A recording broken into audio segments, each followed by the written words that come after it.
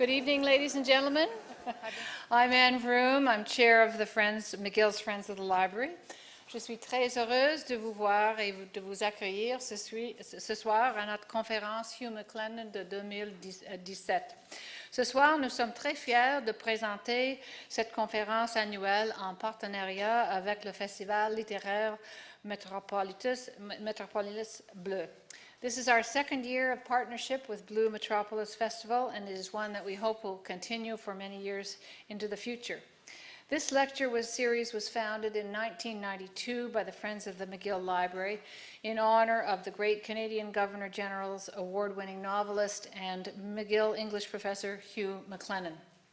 Tonight, during our 150th anniversary of Canadian Confederation, we are particularly honored to have as our guest speaker noted historian and award-winning author Charlotte Gray to talk to us about this great country of ours.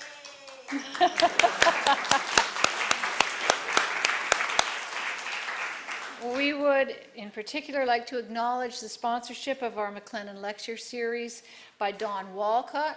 Don, over here. Your ongoing generous support of this literary event is essential to the intellectual life of this university community, and we thank you. The Friends of the Library are a volunteer group of advocates who work to nurture the community interest in McGill's library through public lectures and through fundraising activities. We are keenly and actively supportive of the current Fiat Lux project initiated to renovate and reimagine the Redpath MacLennan Library complex. Once completed, this will transform our 50-year-old facilities into a technologically relevant learning center with spaces and services appropriate to meet the evolving needs of our 21st century users. We are recording this evening's proceedings live on the internet, so later during our question and answer period, I would ask you to please wait to have a microphone if you have questions. I would now like to welcome Cameron Charlebois, Board Chair of Blue Metropolis, to the podium. Cameron.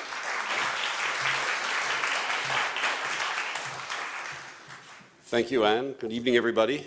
First of all, I want to say that before I get into some welcome remarks about Fiat Lux, I've always, I wondered why we named a project after an expensive Italian car.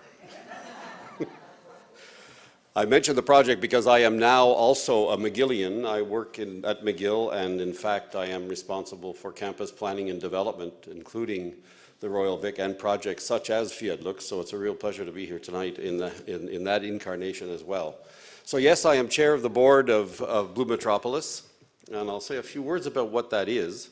Blue Metropolis, I think many of you know it. You might attend the festival, but for those who don't, it's actually a multi-dimensional organization that operates all year round with several educational programs that work in areas with children and with adults and in different speaker series in areas of mental health, in areas of combating homophobia, bullying, and so on. Lots of online stuff, lots of work with children.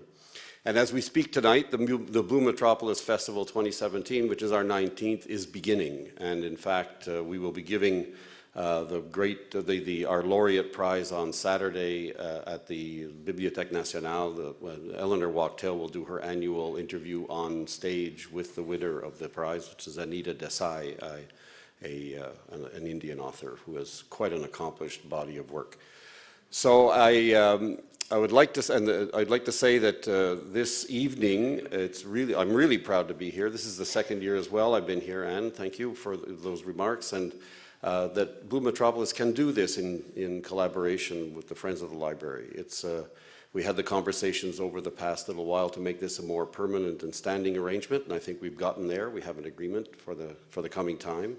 And it's a real pleasure and an honor for Blue Met to be part of this work and to accompany the Friends of the Library. And I want to recognize Cecil Rabinovich as well, who was part of these discussions with us to get us all around the table and to get this in place.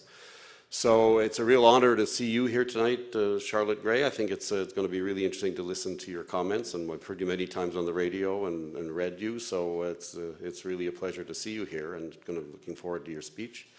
And I thank you all for attending this evening, and I look at this as a launch of the Blue Metropolis 2017 Festival, our 19th, as I say, and our 20th next year. We promise to make it as big a splash as we can, so we look forward to that as well. So thank you very much, and have a great evening.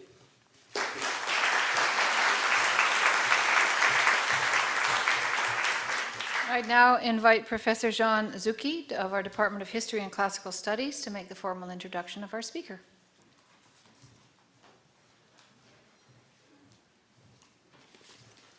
So, dear Blue Met fans and dear friends of the McGill Library, it's a real pleasure and a privilege to be here this evening to introduce Charlotte Gray to give this year's Hugh MacLennan lecture.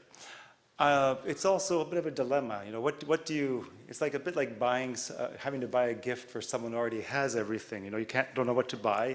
Here I have to introduce someone who's already a very well-known person in this country, obviously. I think that in the same way that you think of getting something simple and being personal in a gift, I'd like to do the same this evening. Because in an age in which everything seems to be driven by technology, computers, smartphones, the internet, robots, artificial intelligence, it is so refreshing to come upon an author who believes that human lives matter, that they are the stuff of history. Charlotte Gray's books give us vivid insights into significant Canadian actors, some of whom have been left behind the scenes.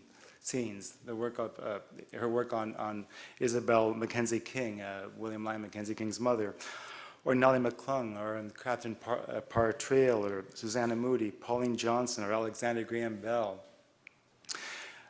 or her Canada Portrait and Letters, with letters by well-known and unknown Canadians, are not only a pleasure to read, and they really are a pleasure to read, they also give us insights into the insecurities, the joys, the sufferings, and hopes and ideas of key actors, and make us understand how they reflected broader aspirations of their historical context, how they transform the way Canadians think about themselves. Charlotte Gray is a remarkable woman. As you probably already know, she arrived in Canada in 1979 as a writer and quickly developed a fifth sense for our country as she transitioned from an outsider with a fresh perspective on our society to becoming an insider, a Canadian, a British background with a love and deep knowledge of her adopted country. I can tell you many things about Charlotte Gray, but you can also get these, well, through technology on the internet. The fact that she's won a couple of dozen awards for her writing, has been shortlisted for many others, has had a TV series and a TV documentary in the US based on one of her books. Oh, and did I mention that she also has received 5 honorary doctorates? You probably know all this, and you can get these details on the web. What I want to tell you is why I am here today. I recently read The Promise of Canada, 150 Years, People and Ideas That Have Shaped Our Country, and thoroughly enjoyed it. And I'm dying to hear what Charlotte Gray has to say in her personal portrait of Canada at 150. She has this rare ability to situate her narratives within the broader historical context without generalizing, without the broad, naive sweeps we often see in popular histories. Whether she's discussing Sam Steele or Harold Innis, Emily Carr or Preston Manning, she links the particular to the global. In a sense, Gray's work reminds me of the late work of Emily Carr, whom you portray so beautifully in this book. Like the later Carr's confident and suggestive brushstrokes, Gray's prose and narrative firmly communicate the changing Canadian identities over a century and a half. And like Carr herself, Gray does it with humility and discretion. I love the way she puts it in her note on the illustrations in the book. There's no single image that captures our country, just as there's no single narrative, our multi-layered history. Every vision, every story is a part of the promise of Canada. How beautiful a country's history with all its tensions, drama, shortcomings, and stories of success should leave us with this word, promise. Like Charlotte Gray's historical subjects, we look forward to something positive for ourselves, individually and collectively, based on that promise and on our historical experience. That's why I'm here this evening. I want to hear how insights in the stories of the past illuminate our present at 150 years and the path ahead of us. Please welcome Charlotte Gray.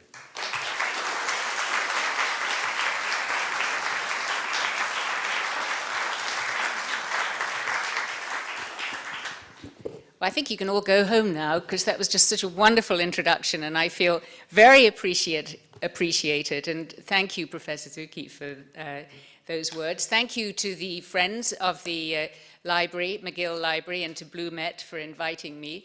It's a great pleasure to be here. And it's a great pleasure, in fact, to be giving the Hugh MacLennan Memorial Lecture again. Today I'm actually going to talk about the importance of history to this country and to me. And some of what I will discuss does relate to the book I've just published, The Promise of Canada. But I also want to talk about the challenges of writing popular history in a country where history for too long has been either quietly buried or the subject of corrosive ownership battles. And I'm particularly aware of that this year because 2017 is a year chock full of anniversaries. The city of Montreal is marking its 375th anniversary. There is the 150th anniversary of the founding of the Dominion of Canada. I live in Ottawa, where in true Ottawa fashion, we've already shortened the clunky title sesquicentennial to the zippy shorthand sesqui, which I have to say sounds to me like a child's squeaky toy. And then there are the anniversaries of several crucial battles in the two world wars of the 20th century. That's a surprise. Oh, here we are.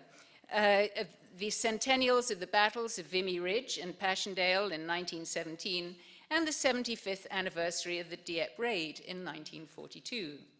And back in this city, of course, it's the 50th anniversary of Expo 67, that exuberant World's Fair that showcased Montreal as an international city and galvanized national pride from coast to coast and confirmed Canada's status as a mature nation.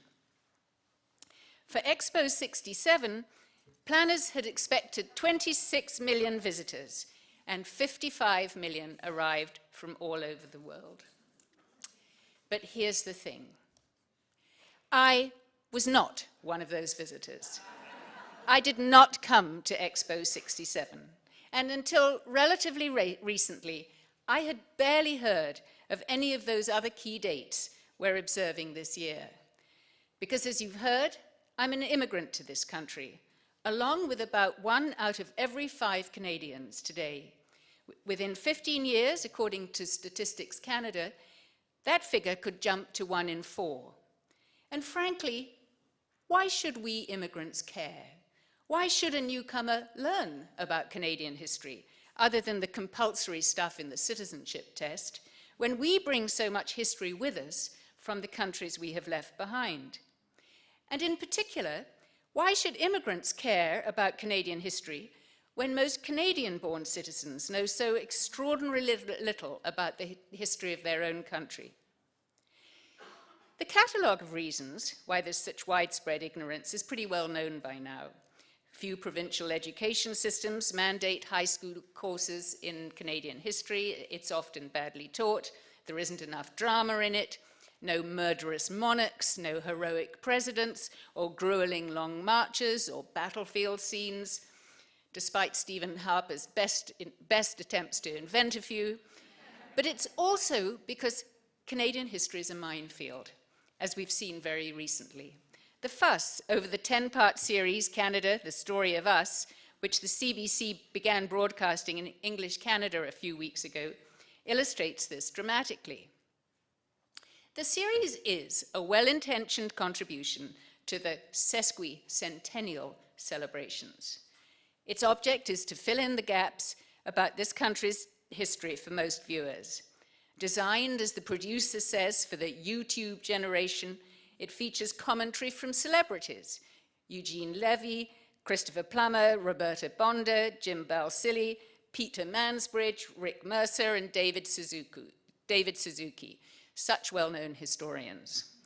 And the first episode was introduced by none other than Prime Minister Justin Trudeau, with a few remarks about cooperation and acceptance. However, no sooner had the first episode been broadcast than the outrage began. Quebec historians objected strongly to the way that Samuel de Champlain and the French fur traders were portrayed. A Parti Québécois MLA here complained that the early French settlers were depicted as dirty and untrustworthy, and frankly, you can see his point. The Quebec government demanded an apology from the CBC, and meanwhile, Nova Scotia protested that the very first French colony in this country, Annapolis Royal, was omitted. And I've just come from Moncton, New Brunswick, where I can tell you that Acadians pointed out they were completely ignored and they were not happy. And as 4 prominent Quebec historians wrote in the Globe and Mail, Francophones are almost invisible in this production, and the story is told from, I quote, a strictly Anglo-Canadian perspective.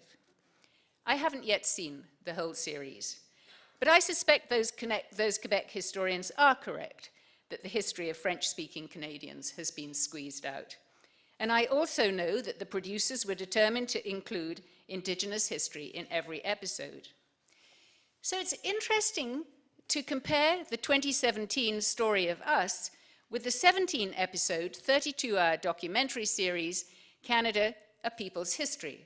That CBC broadcast in 2000-2001 on both its English and French networks.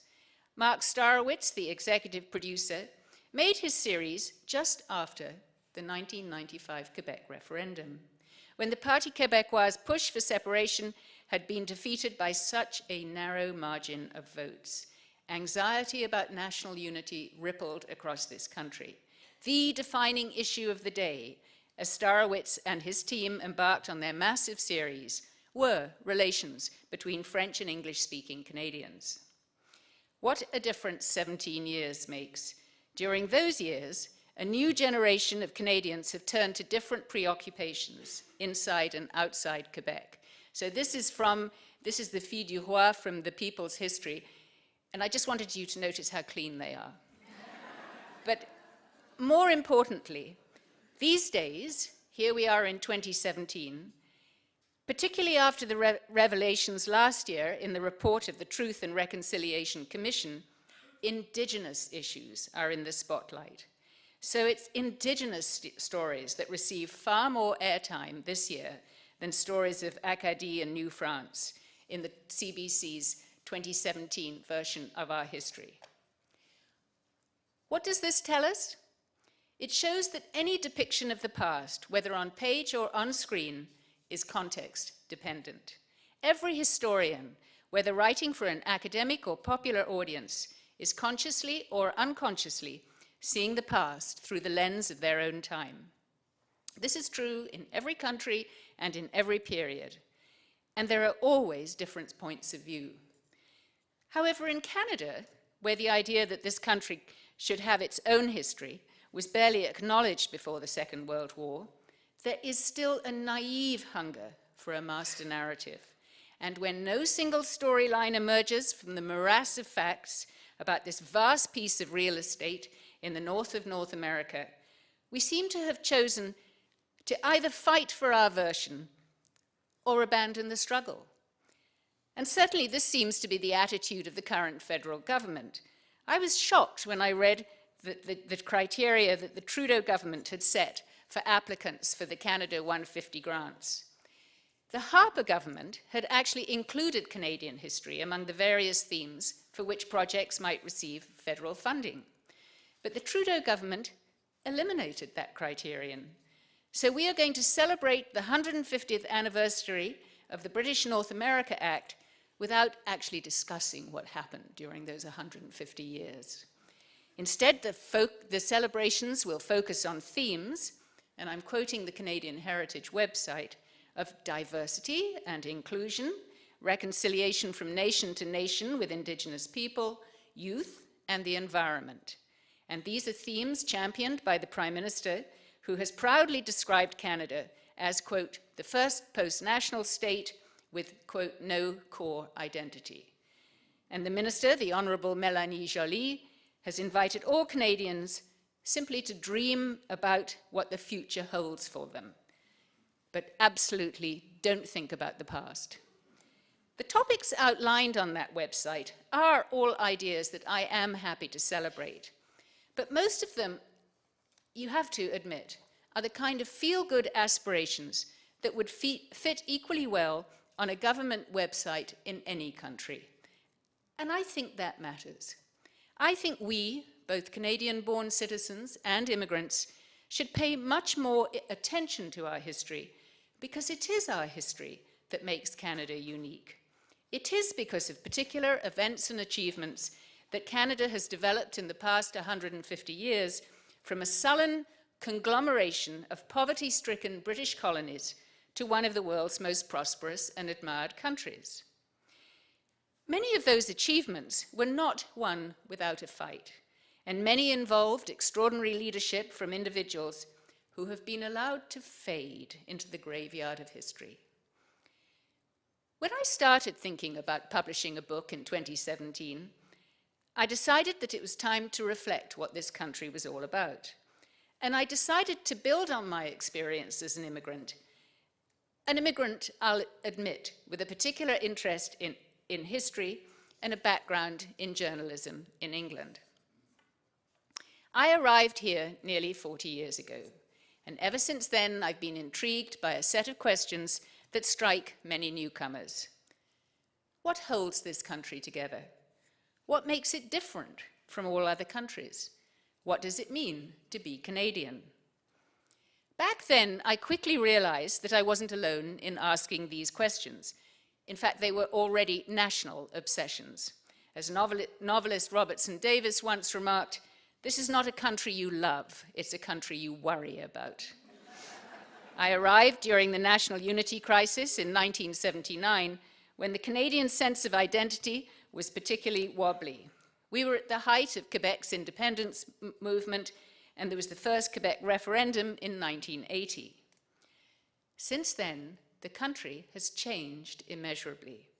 There have been several more political crises, at least 3 major economic meltdowns, huge surges of new immigrants from all over the world, a shift of power westward, a creative explosion in the literary, music, and art worlds.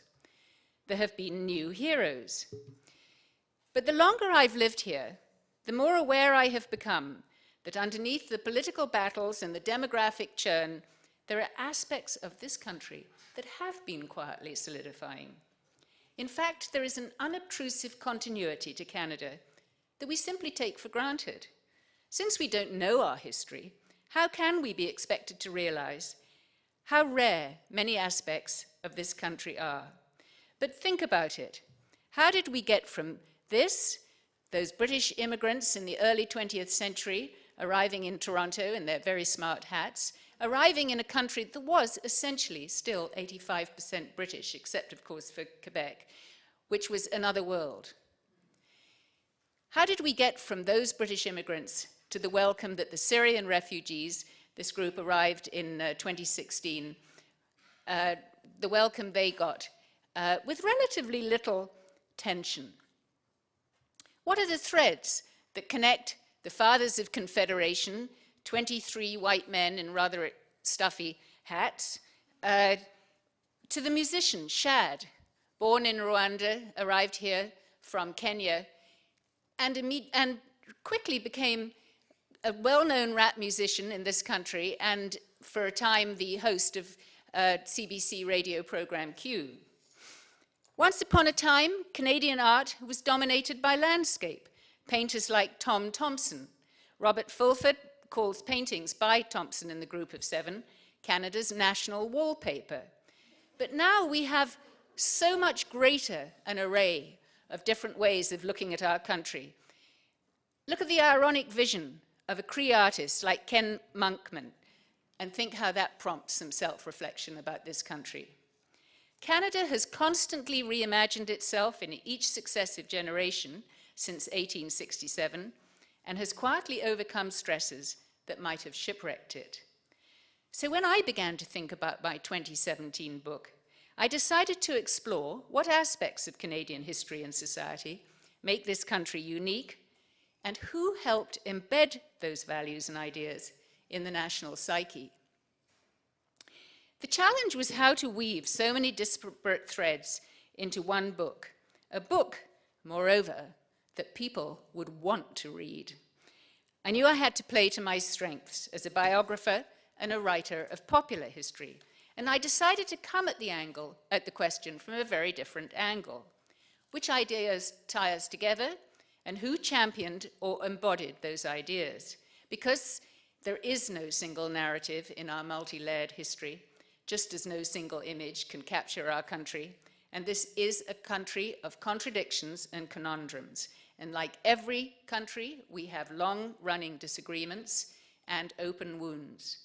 But a biographical approach allowed my chosen subjects to take readers into the larger story, the Canada of their times, their contribution to an evolving national identity. But I made a couple of bold decisions. First, I decided not to include any of Canada's 23 prime ministers. I didn't want this to be a top-down story, and the best of them had been the subjects of excellent biographies. I'm sure many of you have looked at either Donald Crichton or Richard Gwynne's biographies of Sir John A. Macdonald, and with Pierre Trudeau, I don't even know where to begin on the suggested reading list. Second, readers won't find much about hockey in my book. There's a very simple reason for that.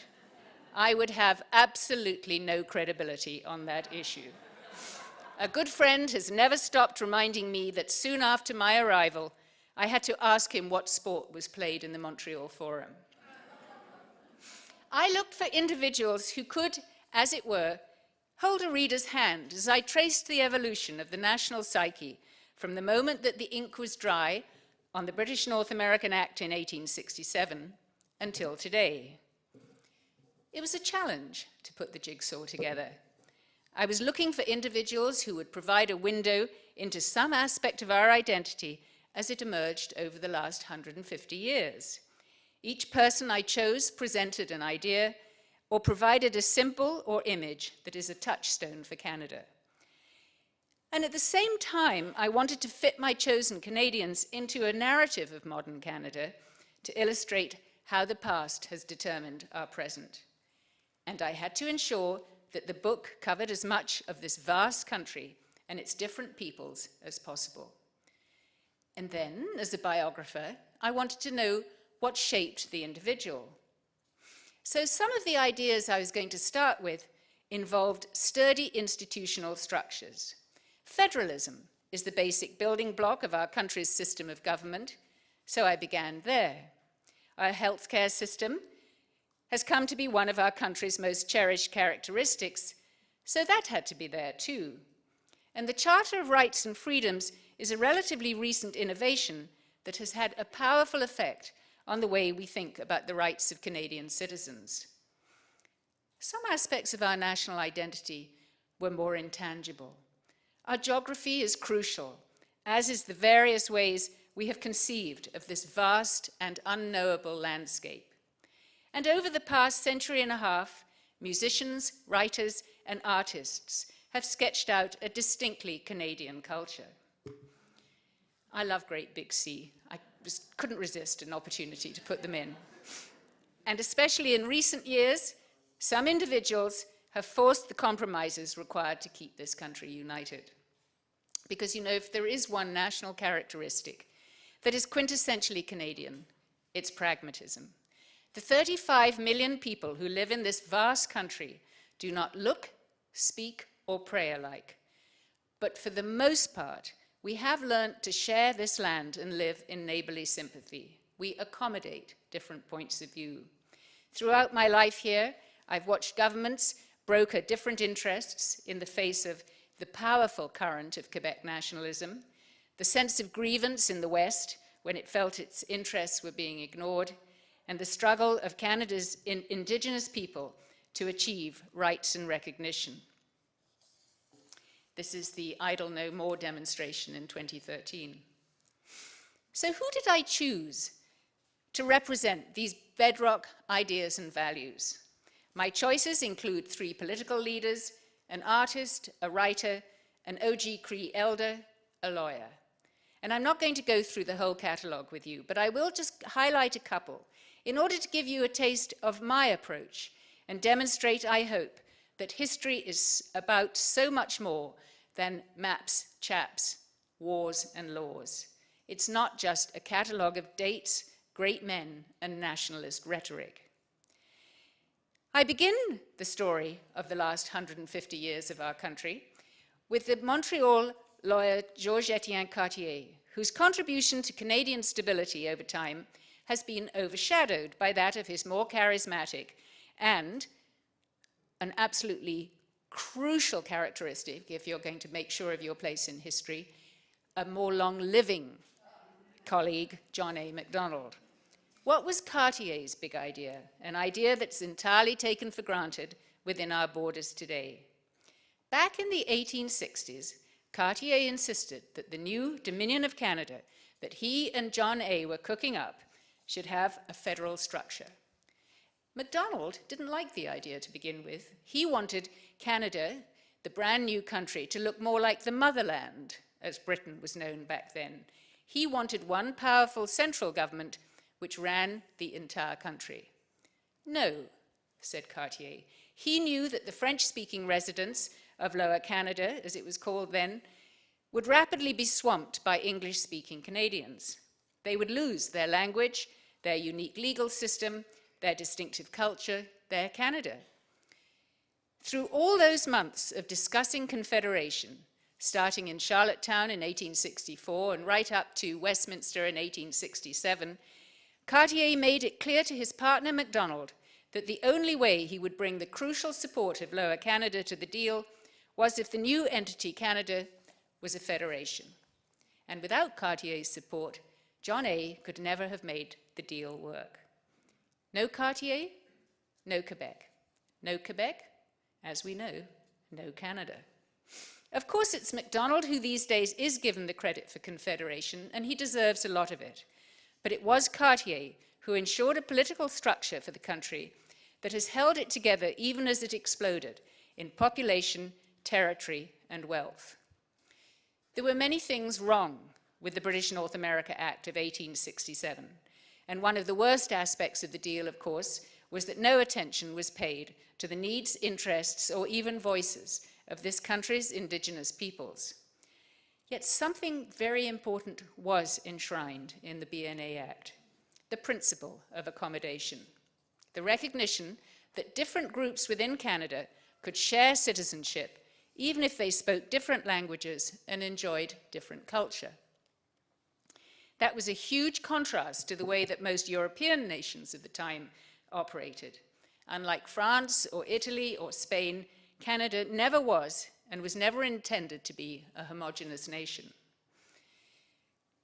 So I've given you the political science importance of Cartier, but I also want you to think of him as an individual whose background and experiences shaped and reflected his ideas.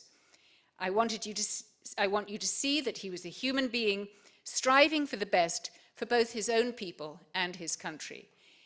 And with Cartier, there's really a lovely illustration of his ability to juggle two realities. In his professional life, the dissonance between French and English Canadian aspirations, for instance, and in his private life, another juggling act. Superficially, he was a respectable businessman within the Montreal bourgeoisie, married to the daughter of the mayor. They had 3 daughters in a lovely stone house at the corner of Notre Dame and Berry Streets that you can still visit. At the same time, he had the most interesting and unconventional mistress, Luce de Cuvillier. Now, I know she looks pretty stuffy here, but away from the camera, she was, if you'll pardon the expression, kick-ass.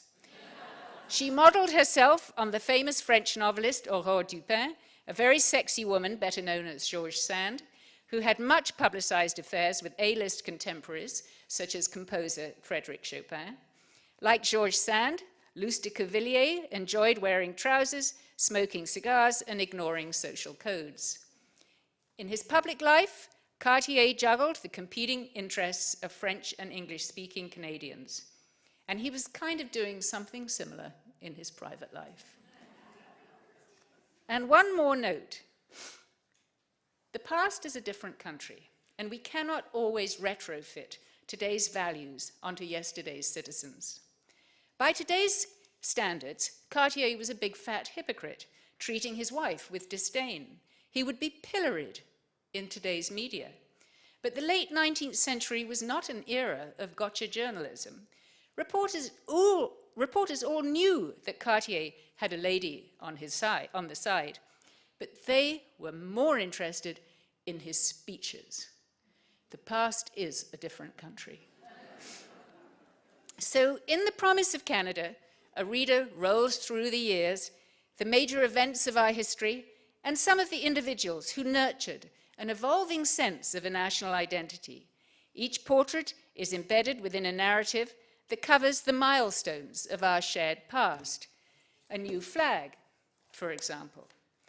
The second of the portraits I'm going to mention tonight is that of Margaret Atwood, who was my route into the birth of Can Lit, and also the exuberant wave of nationalism of the 1960s, the decade when this country got its flag, hosted Expo 67, and elected Pierre Trudeau as Prime Minister. I had a long interview for this book with Atwood, who, as we all know, is one of the most perceptive observers of both this country and of contemporary preoccupations. I had read and enjoyed several of her novels while I still lived in England, but it was not until I arrived here that I realized quite how sharp her observations were. As a very young woman, she thought that the Canadian sense of identity was needlessly shaky, and she set about addressing this through her analysis of our fiction.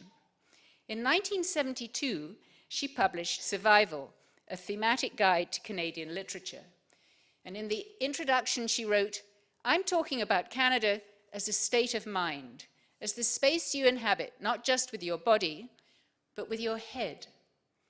She contrasted the themes that run through American and British fiction with those that run through novels by Canadian authors, both Francophone and Anglophone.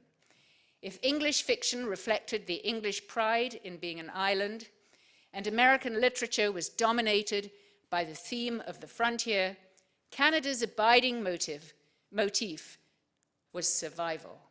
She pointed out that, and I quote, "Our stories are likely to be tales not of those who made it, but of those who made it back from the awful experience, the North, the snowstorm, the sinking ship that killed everyone else. The survivor has no triumph or victory, but the fact of his survival."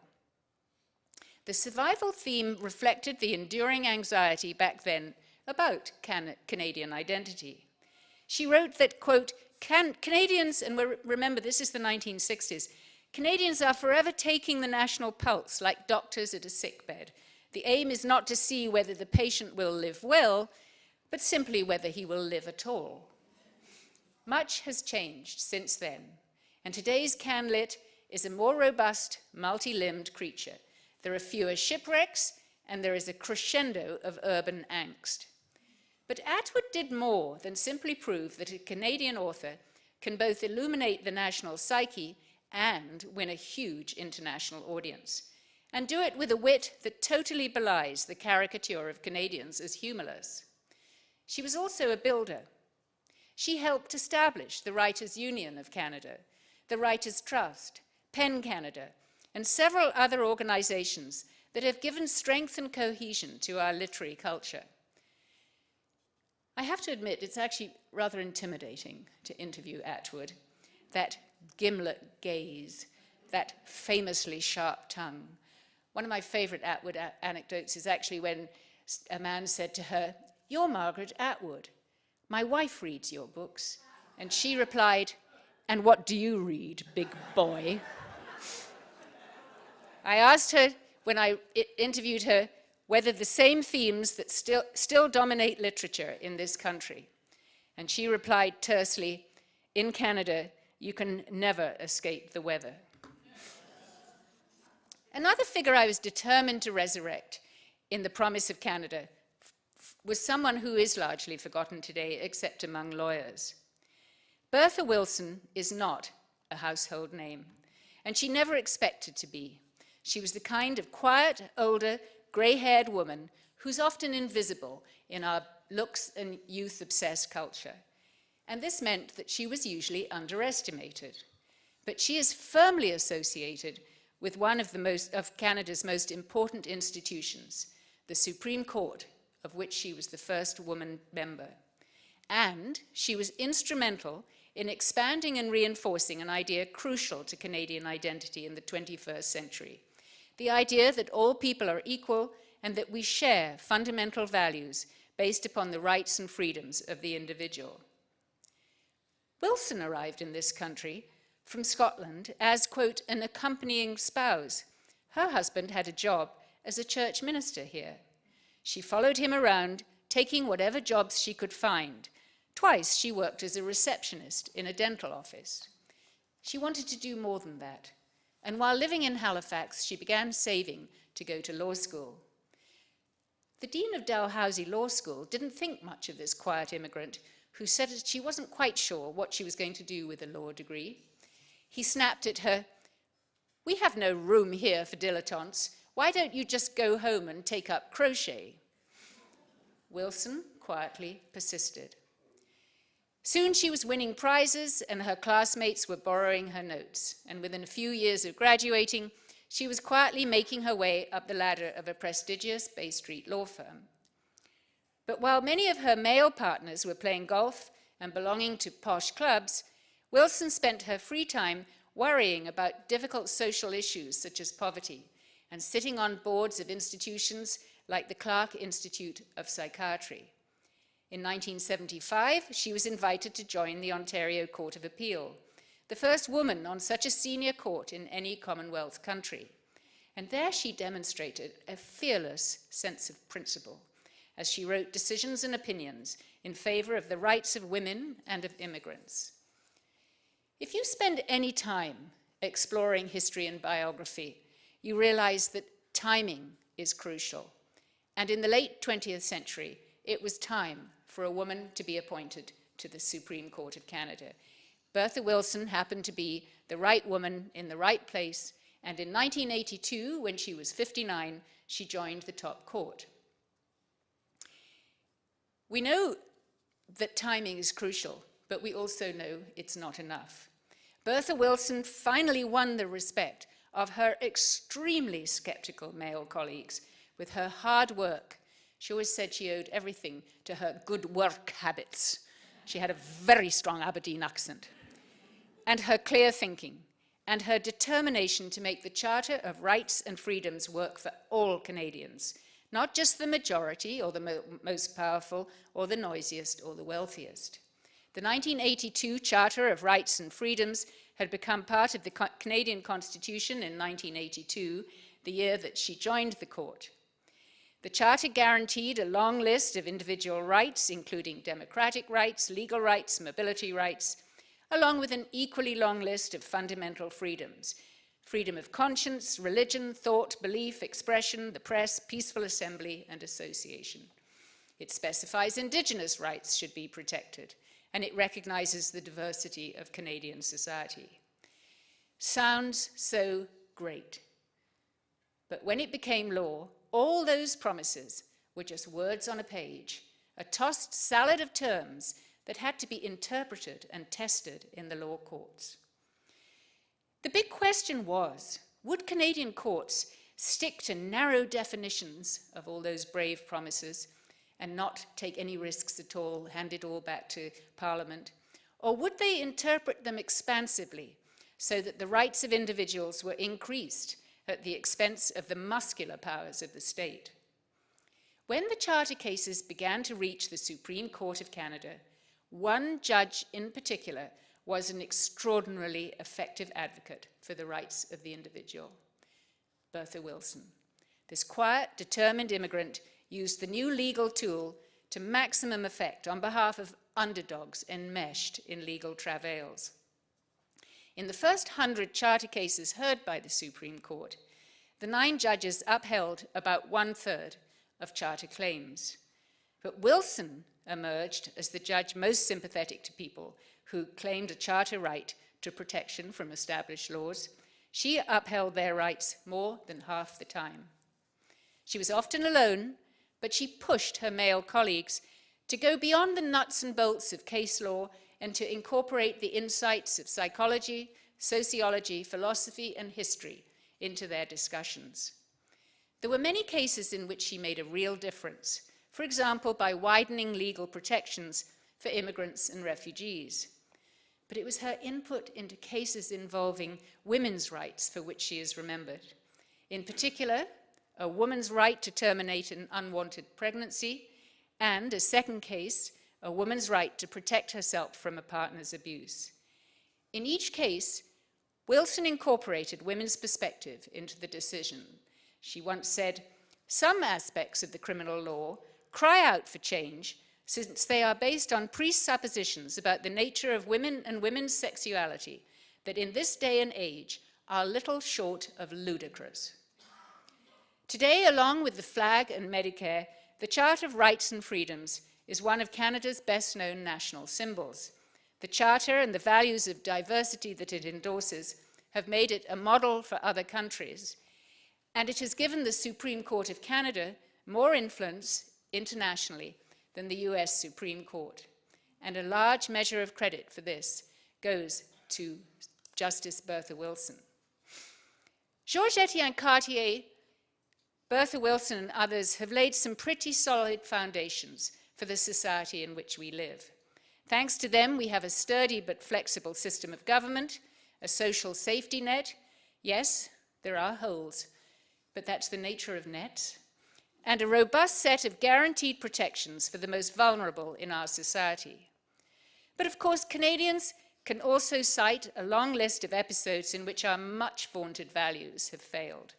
Vicious discrimination against Chinese Canadians, including the head tax, internment of Japanese Canadians in the Second World War and the confiscation of their property, the Komagatu Maru incident in 1914, in which a vessel carrying Indian would-be immigrants, mainly Sikh, was refused permission to land in Vancouver, a dismal history of anti-Semitism, and continuing racism and sexism, nowhere more visible today than in the abusive and disgusting messages received by Liberal MP Iqra Khalid when she recently introduced a motion in the House of Commons condemning Islamophobia. A YouTube video arrived in her Ottawa office one day in which the sender told her she was, quote, "a terrorist sympathizer, terror inducer, disgusting human being. I am not going to help them shoot you. I'm going to be there to film you on the ground crying." And that, Khalid said, was just the tip of the iceberg. But there's no larger blot on our history than the treatment of Indigenous peoples. We're only just coming to terms with the damage done to the once vibrant communities by the arrival of Europeans over the past 500 years. They were left out of the talks that led to the founding of Confederation. Their rights as individuals have consistently been ignored. Despite Medicare, the morbidity and mortality figures for Indigenous people lag far behind those of Canadians generally. So now I want to introduce you to somebody who lived so much of that tragic story in his own life and was instrumental in drawing attention to what had gone so terribly wrong. In 1990, the OG Cree chief, Elijah Harper, captured attention right across the country by simply holding up an eagle feather and saying no. With decency, dignity, and generosity, Harper stood up for Indigenous rights.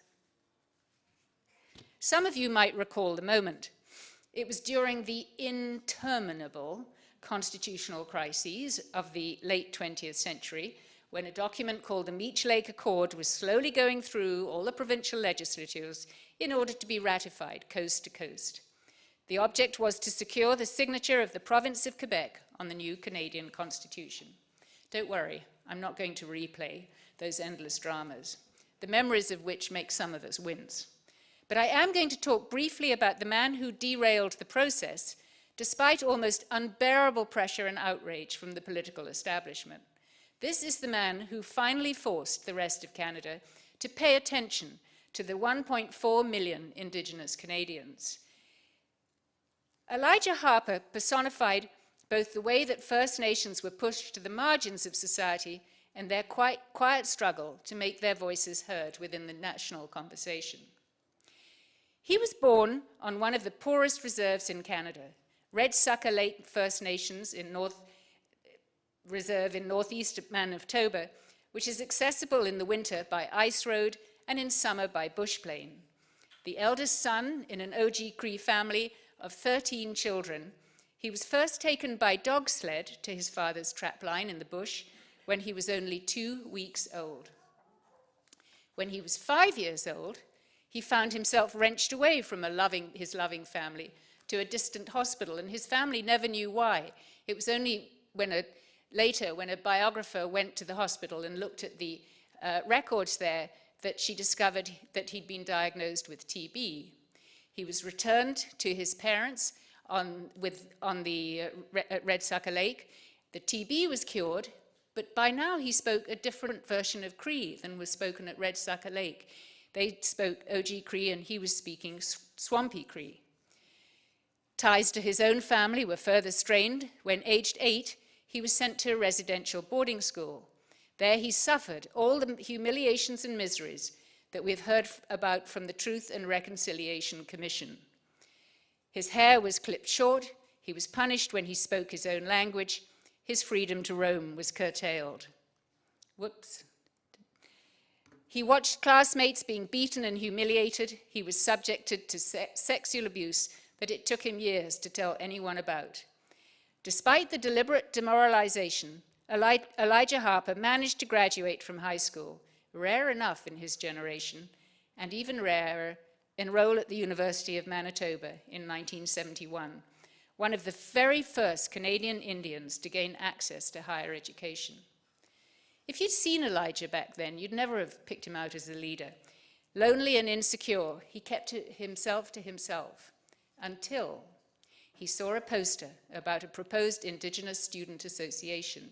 He immediately joined and finally met other First Nations, Métis, and Inuit students and formed alliances that would last a lifetime. The strength of that network helped propel him into provincial politics, first as chief of his own reserve, Red Sucker Lake, and then as a candidate for the New Democratic Party. And in the same election in which he won his riding, the NDP formed the government in Manitoba.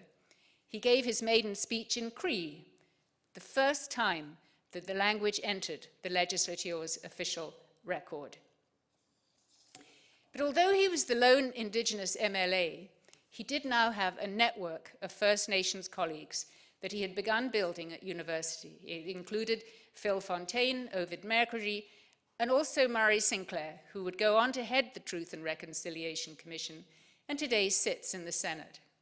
And finally, by 1990, there was a generation of forceful Indigenous leaders who spoke out about how legal promises made to them had been broken, their rights had been ignored, their health impaired, their children taken away, their place in Canadian history suppressed, and much of their land stolen. And when the constitutional negotiations over the Meech Lake Accord started to simmer, the Indigenous Network began to simmer too.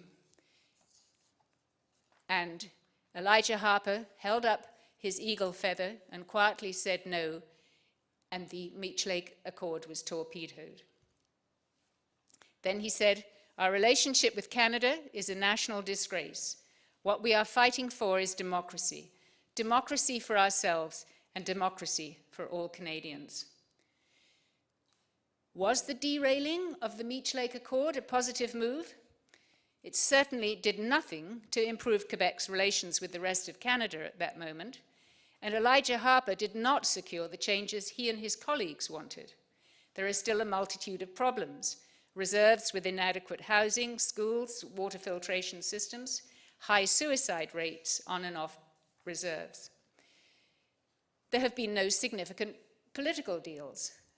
Only in the 3 northern territories, where Indigenous people form a substantial percentage of the population, do they have real input into political decisions. But Harper made us pay attention. He opened the door for the next generation of Indigenous Canadians to enter more fully into Canadian society. He raised expectations among his own people, who have gone on in larger and larger numbers to get post-secondary education, particularly in law schools, by taking their land claims to the Supreme Court, by participating in the political process, both by running for office and by organizing demonstrations like Idle No More. He put a spotlight on Indigenous claims. His eagle feather gesture and his soft-spoken no demonstrated the will of Indigenous people to live on their own cultural terms, whatever the challenges. When I told friends and colleagues that I intended to write about Elijah Harper, I often got the reaction, "Why him?" When I circulated early drafts of the chapter, I got much stronger reactions from both sides. Partly this was because the collapse of the Meech Lake Accord is generally viewed exclusively from the non-Indigenous point of view. I was too sympathetic. I was told to the Indigenous arguments, and I had ignored Ottawa's well-meant attempts in previous decades to deal with the dreadful problems facing First Peoples. But at the same time, I was told by Indigenous readers I was too critical of the weaknesses of their political organizations and was unable to step outside a colonial frame of reference. Canadian history, as I said at the start of my remarks, is a minefield. But does that mean we should simply tiptoe around it? Although there is much to regret in our history and much to deplore in today's Canada, the slowly changing relationship between Indigenous peoples and newer Canadians suggests that this country can learn from its mistakes. But we only learn when we face our history, both the positive and the negative elements. This was definitely the case last August, when Gord Downie took the tragically hip on the road for his final tour. Huge crowd in Kingston for the very last show, millions more watched it on the television, and often on huge screens in town squares so that communities could feel the vibe together. And the Prime Minister was there. And I think that this image, in fact, for Canadians who are much younger than me, will be as much a powerful symbol of the country as a red-coated Mountie was 50 years ago. Because here we have Gord Downie saying to Prime Minister Trudeau, he has one opportunity to speak to him, and what issue does he raise? The plight of Indigenous people and the need to get moving on these issues. When I arrived in Canada 38 years ago, this country was wobbling and the United Kingdom was solidly united. And today, Canada has never looked more solid, and back across the Atlantic, it's another story. In writing The Promise of Canada, I sidestepped the problem of the no master narrative in Canada's history by using a biographical approach so I could show this country's evolution from different perspectives. Of course, my choices were subjective. A different writer would have chosen different individuals as lenses through which to explore the past 150 years. Since my choices and experiences are so personal, I had fun throwing in some uniquely Canadian adventures, including kissing a cod in St. John's, Newfoundland, and drinking sourdough cocktails in Dawson City, Yukon. But writing this book also forced me to get below the static of today's concerns and explore what the historian Desmond Morton has called the great quiet continuity of life in a vast and generous land. Canada still has problems. Canadians still debate who we are. Many issues are never settled with finality. But writing The Promise of Canada answered some of my questions about what holds this country together and what it means to be Canadian.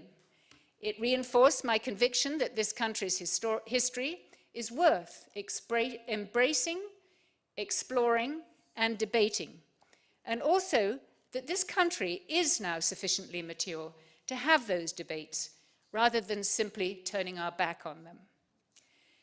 Last time I was invited to give this talk, I was presented afterwards with a wonderful gift, a first edition of The Watch That Ends the Night by Hugh MacLennan himself. MacLennan was one of the first English-Canadian novelists to attempt a portrayal of his own country. In novels such as Barometer Rising, Two Solitudes, and The Watch That Ends the Night, he dealt with the fragile nature of Canada's existence on the northern edge of North America, with so little mutual understanding to glue the country together. He once remarked, "We have discovered a great social secret in Canada. we have contrived to solve problems which would ruin other countries merely by ignoring their existence. That was then, when Canadian literature, as Margaret Atwood would later point out, was all about survival. But in 2017, ignoring our problems is no longer an option in an age of instant communications, populist movements, and global threats. But I would argue that a knowledge of our history might reassure us that in 2017, Canada is a stronger, sturdier construction than when MacLennan wrote those words. Canada has survived, and it is a country that can afford to take ownership of its past. Thank you.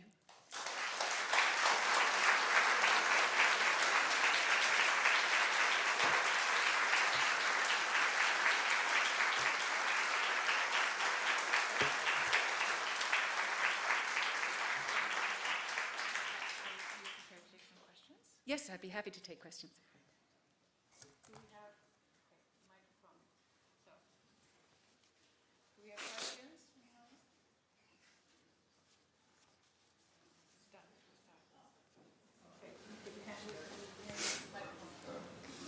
You described Canadian values and Canadian problems, and I would suspect that that dynamic is something we find in other countries as well, as we're seeing.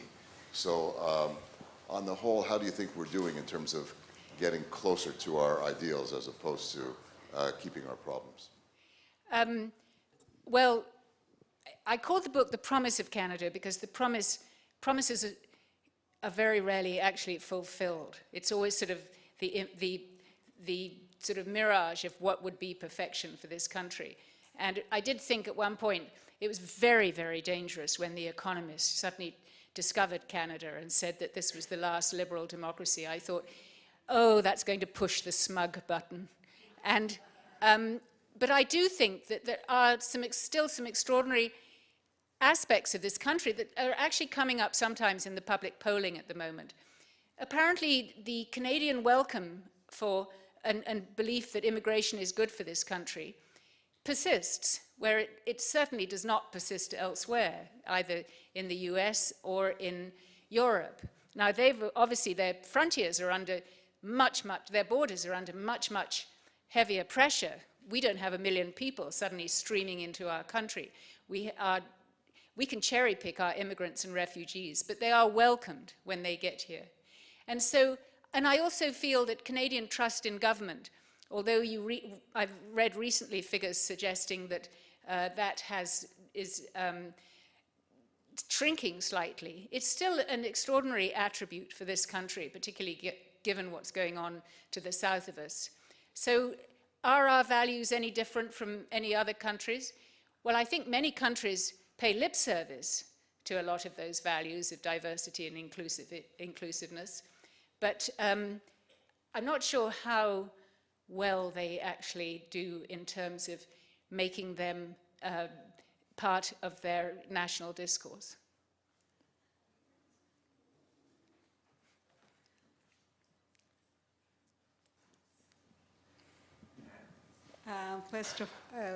My name is Shireen Pasha. I'm a filmmaker, and I am retired now, but I attend a lot of these outlets, and I'm absolutely thrilled to hear your talk. I think it's a brilliant approach that you have of building through looking at personalities and their works. As an immigrant, I'm following a lot that you're saying, and I think Canada is one of the brilliant experiments that will ever take place on the planet of the Earth, because things are going to change, and they are changing very fast. I just think, just to give an example, the diversity of languages. When the world is full of languages, and Canadian immigrants, when they come, they may feel that they are leaving a lot of customs behind. They may be wanting to go home. This 365 days a year business kind of thing needs to be reviewed today, and a whole lot of other things that go with it. But I go beyond that, and I think that the children of immigrants, each child is nurtured by his immigrant parents, much, much more than you can ever imagine. And that child is going to grow up with French, English, their mother tongues, and look at the diversity. I think no other country in the times to come will have that. And this is just an example of the many things. Thank you so much. There's a question over here on the left. Hi. Thank you. I just have one question, along with 300 others that I don't remember. What keeps a country together and what makes a country really good? Would you agree the rule of law is the basis of our great country? I agree that it's an extremely important aspect of Canada, absolutely, for sure. It's interesting that, in fact, how quickly the Charter of Rights and Freedoms, which only arrived here in 1982, has become an absolutely sort of core icon when Canadians are asked, you know, what typifies Canada to you. So many Canadians talk about the Charter, and that really does represent the rule of law and the trust in the judiciary.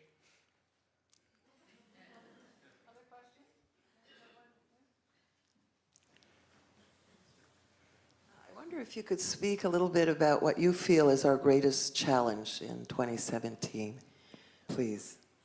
Well, I tend to look backwards rather than forwards, I have to admit, so I don't have any great insights into what's coming down the road.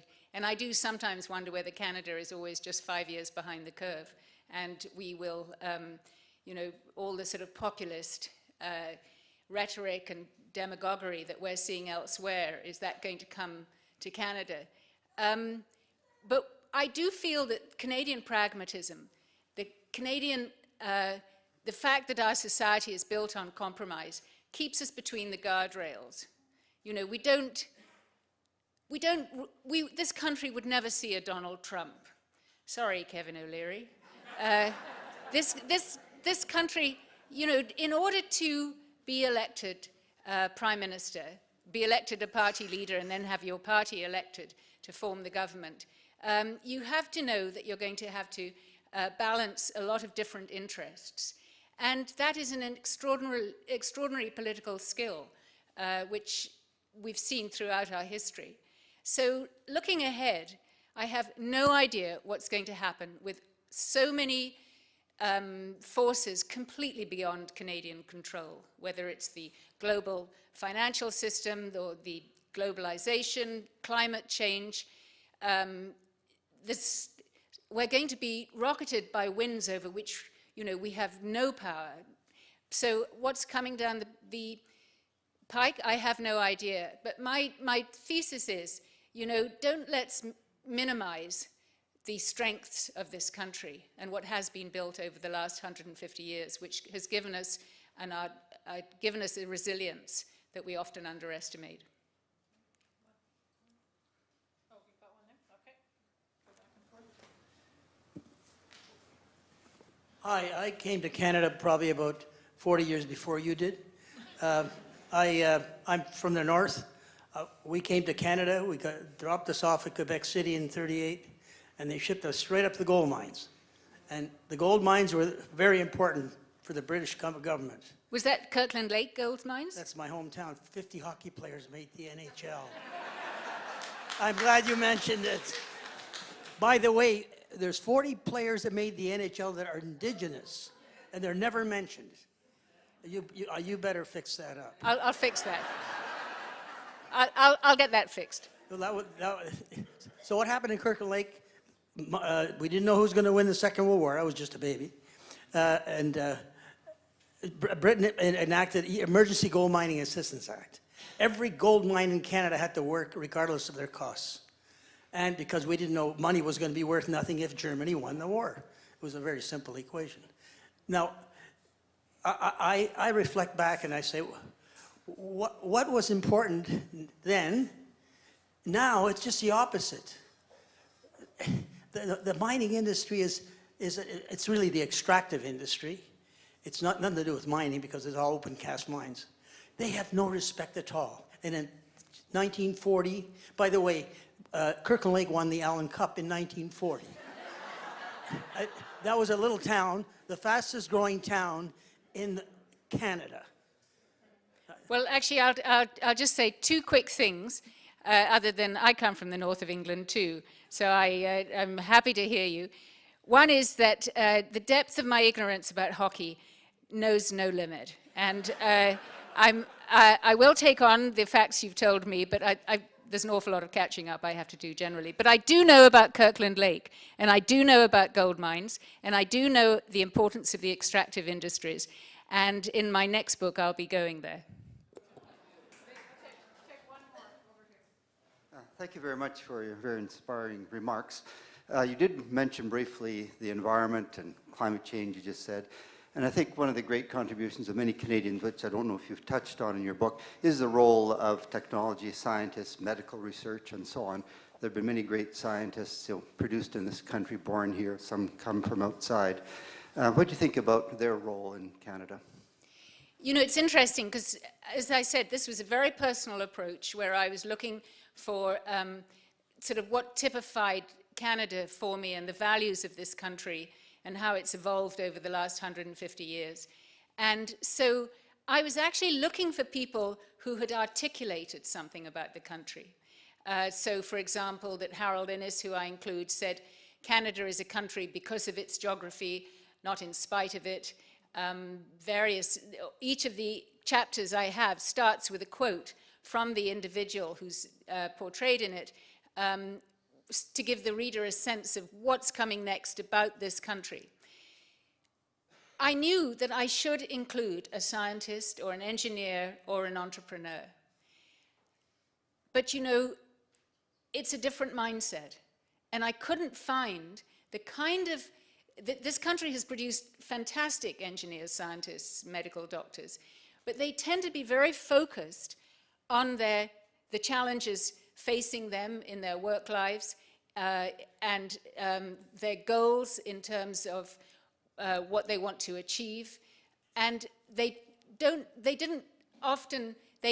made a huge contribution to the country, but they never took particular interest in what is this country. So although I would be the first to acknowledge the extraordinary contribution they've made, I never found one that really I felt sort of thought about Canada as well as about their particular extraordinary accomplishments. You disagree? Well, please tell me who I should have included.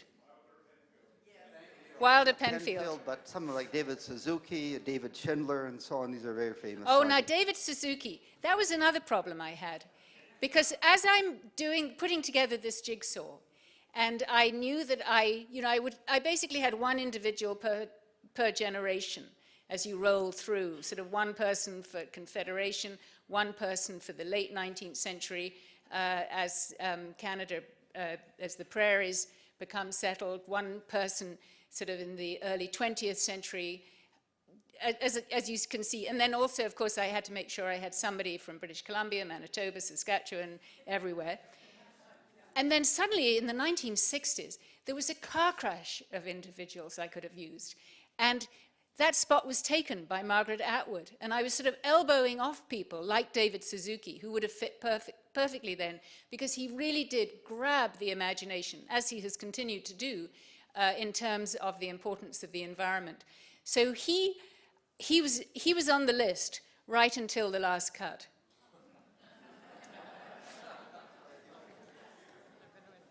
Yes. I would now like to invite Professor Natalie Cook, who is Associate Dean of, she has a wonderful title, ROAR. It is also, I think, the longest title at the university, which is Rare Books and Special Collections, Oster Library, Visual Arts Collection, Archives and Records Management at McGill, to come up and give an official thank you to our wonderful speaker this evening.